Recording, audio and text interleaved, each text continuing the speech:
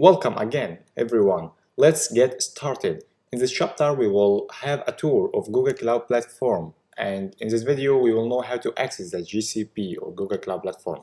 So, we will know also what is GCP projects and what is the navigation menu and how to work with Cloud Shell and what is API library and how to get benefit from it. Please be patient. We will go through this course step by step, and you will get every video or every session a quiz just to make sure that you understand very well. The prerequisites for this video, you should have basics meaning of Google Cloud Platform. Let's get started. So this is the Google Cloud Platform. For me as an instructor, I'm using Quick Labs just to get credentials to access Google Cloud Platform. Thanks Quick Labs for supporting me really well for creating the content. So let's have a quick look of this platform. There is a lot of stuff. This is our project info, project name and project ID and project number.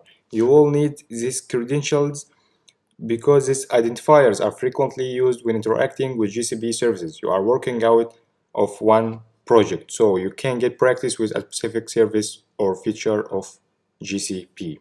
So this is our navigation menu. The navigation menu is an important component on the GCP console.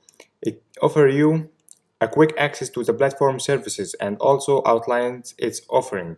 If you scroll through the menu, you will see there are about 7 categories of GCP services like compute, and as you can see, compute is a house of a variety of machine types that support any type of workload. The different computing options let you decide how involved you want to be with operational details and infrastructure amongst other things like App Engine and Compute Engine, Kubernetes Engine, Cloud Functions, Cloud Run. We will know some of these features through this course and how to create like virtual machine instance and more.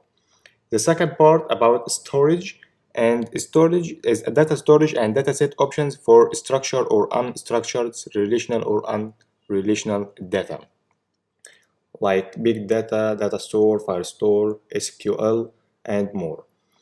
And the third one is about networking services that balance application traffic and provision security rules amongst other things. And fourth part is a stack driver. Stack driver is a suite of cross-cloud logging and monitoring, trace, and other services reliability tools. So you can trace your project or monitor your project with a lot of tools. Then you can see the tools. The tools is a services for developers, like managing deployments and application build pipelines. And also big data. It's a services that allow you to process and analyze large data sets. In another video, we will know what is POP and SOP, so be patient, please. And the last section is artificial intelligence. It's a suite of APIs that run specific artificial intelligence and machine learning tasks on the Google Cloud Platform. This is our navigation menu. We will know some of these features. So this is all for this video. See you in the next video. Bye bye.